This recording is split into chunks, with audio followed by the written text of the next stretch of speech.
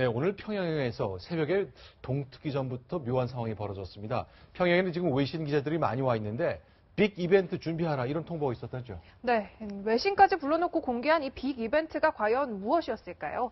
동아일보 국제부장 신석호 북한학 박사와 함께 이야기 나눠보겠습니다. 어서 오세요. 네, 안녕하세요. 어떤 일이 있었던 겁니까? 뭐였어요? 빅 이벤트라는 게. 네, 15일이 지금 김일성 주석의 105회 생일 아니겠습니까? 그래서 네. 지금 60개국에서 200여 명의 외신 기자들이 지금 평양에 들어가 있습니다. 근데 오늘 새벽에 웨이크업 콜이 다 일제히 울린 거죠. 빨리 일어나시오, 일어나시오. 우리 어디 가야 되니까 6시 20분까지 모이라 그랬답니다. 뭐 때문인지 알려주고서요? 아마 그 통보한 사람도 몰랐던 것 같아요. 예. 그래서 일단 내려가니까 야 어디 멀리 가는 모양이다. 아마 동창리 미사일 발사장에 가는 모양이다. 이런 기대를 안고 외국 기자들이 따라 나갔겠죠. 예. 그런데 가보니까 여명거리 준공식이라고 평양 시내에 네. 그 자기 홍보용으로 지어놓은 건물들, 아파트들. 네, 아파트들 보여주는 그런 행사였다고 합니다. 여명거리요. 저도 저 영상, 자료 영상으로 좀 봤던 것 같은데 깨끗하게 단장해 놓은 페인트 칠한 거리 있었는데 그거 보여준다고 왜 이렇게 새벽부터 부른 거죠?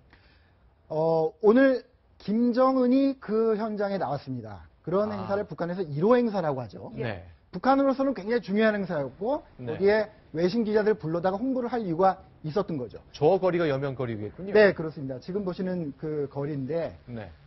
김정은이 2009년부터 아버지의 권력을 물려받기 시작하지 않았겠습니까? 네. 그래서 즉위식을 앞두고 평양에 대대적인 그 건물 건축 사업을 시작했습니다. 네. 그 핵심에 바로 저 여명거리가 있는 거죠.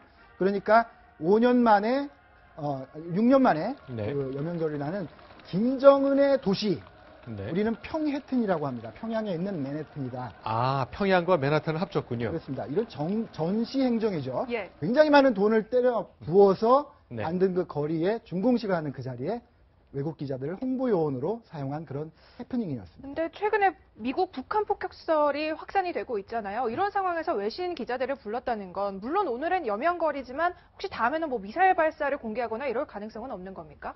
오늘도 외신 기자들은 그런 기대를 했을 거고요. 예. 지금 내일이 14일, 15일 토요일이 당일이죠. 그러니까 핵실험을 하느냐, 대륙간 탄도미사일을 쏘느냐 이런 얘기가 있었는데 아마 그건 좀 어려울 것 같고 새로운 미사일을 공개하는 그런 열병식이나 아니면 그런 어떤 그냥 보여주기만 하는. 그런 공장에 데려가서 그런 미사일을 보여주지 않을까 그런 기대는 여전히 지금 나오고 있습니다. 자, 오늘은 아파트를 보여줬지만 5년 전에요. 장거리 미사일 쏠 때 역시 4월 15일이라는 그 생일, 김일성 생일 앞두고 뭔가 많이 이벤트를 많이 여는데 그때도 뭐 모아놓고 했었는데 그때 진짜로 쏜 거죠. 그렇습니다. 네. 그때도 아마 그때는 이제 100주년이었겠죠. 네. 김일성 주석 생일 100주년인데 그래서 아마 지금보다 좀 적은 100여 명의 외신 기자들이 들어갔던 것 같습니다. 그래서 실제로 13일 날 미사일을 쐈죠. 그러나 불발이 됐습니다. 근데 그때는 그 평양에 있는 외신 기자들은 그 사실을 몰랐어요. 왜? 안 알려줬으니까. 초청 받지도 못했나요? 북한이 안 알려줬습니다. 예. 대신에 며칠 전인 8일 날 기자들을 다 데리고 동창리 미사일 발사장에 가서 보여줬죠. 마치 뭔가 있을 것처럼 보여줬는데 정작 미사일을 쏘는 그 순간에는 외신 기자들을 완전히 물먹였습니다. 네. 그럼 5년 전과 달리 오늘은 왜 미사일을 안 쐈을까요? 이 매드맨 이론이라고 있잖아요. 누가 더 예측 불가능한지를 보여주면 이기는 건데 그러면 김정은이 트럼프에게 졌다고 봐야 되는 겁니까? 그렇습니다. 지금 트럼프 미국 대통령과 시진핑 중국 주석 그리고 김정은 세 남자들 사이에 굉장한 두뇌 싸움이 벌어지고 있죠. 네. 근데 일단은 시진핑 주석이 북한에 굉장히 경고를 한 것 같고요. 그렇게 도발하지 마라. 얼마 전에 또 같고. 전화 통화를 했잖아요. 그렇습니다. 그렇게 한 이유는 예. 트럼프 대통령이 굉장히 압박을 했죠. 당근도 주면서 중국을 무역 환율 조작국에 이름 올리지 않겠다. 예. 하지만 북한이 도발하면 우리 미사일 요격하겠다. 그 당근과 채찍으로 중국을 압박했습니다. 그게 네. 먹혀서 아마 중국이 다양한 방법으로 김정은을 설득한 그런 결과가 아닌가 그렇게 생각이 됩니다. 중국 관영 매체 보도를 봤더니 북한을 향해서 오판하지 말라 이런 저 기사 거의 본 적이 없는 류의 기사가 이번에 좀 나왔기 때문에 중국도 바짝 긴장하는 것 같습니다. 신석호 부장께 좀 질문드리고 싶은 것은 만약에 중국도 안 된다. 트럼프가 저렇게 압박하고 있는데 그래도 만약에 북한이 도발한다면 그때는 어떻게 됩니까? 지금 여러 가지 굉장히 그 무서운 시나리오가 나오고 있죠. 일단 ICBM 대륙간 탄도미사일을 쏘면 미국이 요격을 하는 그런 훈련을 할 것 같습니다.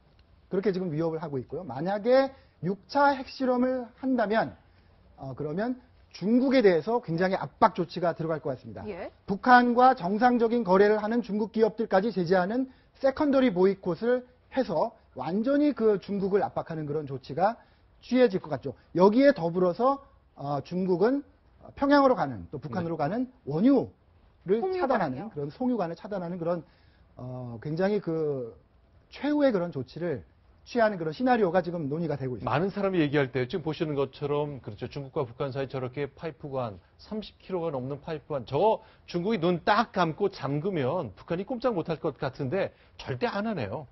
그렇습니다. 어쨌든 북한은 중국에게 있어서 순망치한의 관계이죠. 네. 그 한국과 미국의 영향력을 차단해주는 굉장히 지정학적으로 완충지대 역할을 하고 있기 때문에 중국은 끝까지 그 북한의 생명선을 차단하는 조치는 미루고 있는 겁니다. 알겠습니다. 생명선 조치 그것만큼 미루고 있습니다만 과연 북한이 어떤 선택을 하냐에 따라 달라질 수 있는데요. 네. 이번은 정말 다를지 트럼프 체제에서의 첫 도발 국면 같이 한번 봐야 되겠습니다. 신석호 부장과 함께했습니다. 고맙습니다. 감사합니다.